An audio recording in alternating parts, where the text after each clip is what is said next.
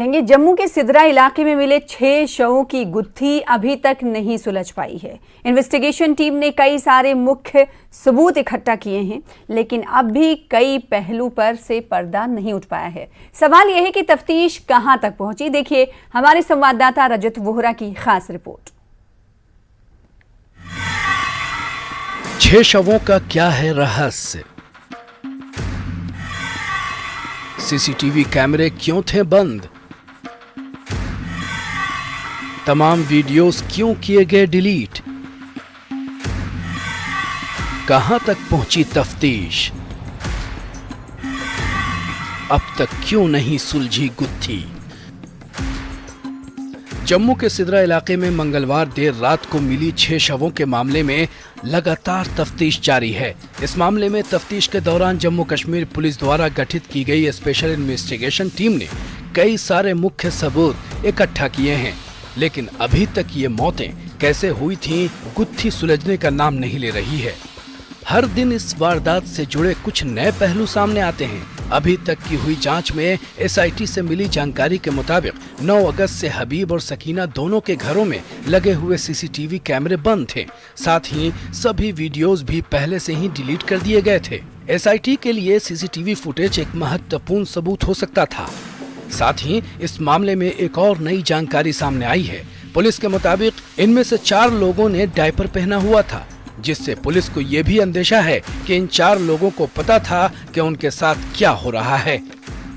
ये मामला जो है वो दिन ब दिन एक नया मोड़ ही लेता हुआ यहाँ पर नजर आ रहा है, क्योंकि जिस तरह से आपको बता दें कि जो स्पेशल इन्वेस्टिगेशन टीम का गठन किया गया है, वहाँ से जो लगातार रिपोर्ट्स सामने आ रही हैं, पुलिस के सूत्रों के हवाले से जो रिपोर्ट सामने आ रही हैं, इनमें से जो कैमरास हैं वो 9 तारीख से ही बंद थे। साथ ही साथ आपको बता दें कि जो वीडियोस थी वो कैमरास, सीसीटीवी कैमरास की सभी डिलीट कर दी गई थी। साथ ही साथ इनमें से 4 शव जो इस घर से बरामद हुए हैं, नूरुल हबीब, शमीमा और बाकी 2 के, उन्होंने डायपर पहने हुए थे, क्योंकि जैसे ही जहर जो है वो बॉडी में जाता है तो इस तरह की रिपोर्ट्स हैं, मीडिया रिपोर्ट्स की, उसमें जो है वो काफ़ी प्रॉब्लम होती है और हो सकता है कि उसमें जो है जो किसी को भी टॉयलेट आया हो, इसी की वजह से 12 घंटे तक लगातार जो है उससे पहले ही उन्होंने डायपर पहन लिया था। तो साफ तौर पर ये लग रहा है कि एक सोची समझी साजिश थी और हो सकता है कि इन सभी को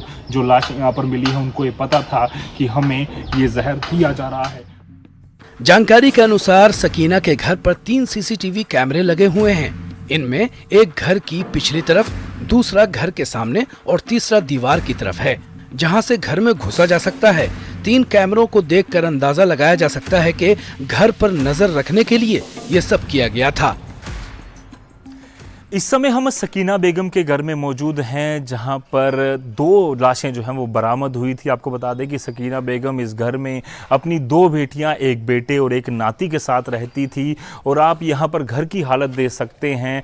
और साथ ही साथ यहां पर पुलिस के लिए सबसे बड़े अचंभे की, सबसे बड़े हैरानी की चीज़ ये थी कि घर में कई जगहों पर खिड़कियाँ नहीं हैं, घर इतना ज़्यादा अच्छा नहीं लग रहा, पर बावजूद इसके जो सीसीटीवी कैमराज हैं वो इस घर में लगे हुए थे। एक कैमरा आगे और 2 कैमरा पीछे, जो कि साफ तौर पर ये अंदेशा करता है कि कहीं ना कहीं किसी और पर्पस से ये जो कैमरास है वो लगाए गए थे, क्योंकि इतनी फाइनेंशियली ये फैमिली जो है वो साउंड नहीं थी। इतने दिन इन दोनों घरों में लाशें रहने के बावजूद किसी को महक तक नहीं आई, ये एक बहुत बड़ा सवाल था। लेकिन आपको बता दें कि इसका कारण ये है कि आसपास के ज्यादातर घरों में ताले लगे हुए थे। मिली जानकारी के मुताबिक नूरुल हबीब और बाकी जो मृत हैं वो 12 तारीख तक जिंदा थे और उसके बाद कई दिनों तक उनकी जो लाशें हैं वो इन्हीं घरों में पड़ी रही। पर क्योंकि यहाँ के आसपास के घरों में यहाँ पर ताले लगे हुए थे, इसीलिए किसी को भी स्मेल जो है वो यहाँ पर नहीं आई।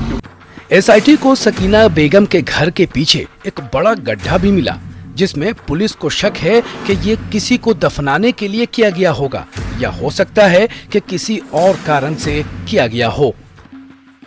इस समय हम सकीना बेगम के घर के बैक साइड में मौजूद हैं, जहां पर हम आपको दिखाने की कोशिश करेंगे कि लगातार यहां पर एक खड्डा भी खोदा जा रहा था, जो कि मज़दूरों को इसी दीवार से, आप देख सकते हैं यहां पर जो मिट्टी लगी हुई है, इसी दीवार से यहां पर टाप कर जो है वो अंदर भेजा जाता था और यहां पर एक खड्डा जो है वो खोदा गया है। आप ये जो पूरी तरह से मिस्ट्री है वो अपने आप में एक ऐसी जगह हमें लेती हुई नज़र आ रही है, जिसमें कई सारी परतें, कई सारे जो लेयर्स हैं वो यहाँ पर नज़र आ रही हैं। और सूत्रों से यह भी जानकारी मिली है कि हबीब डायबिटीज का रोगी था।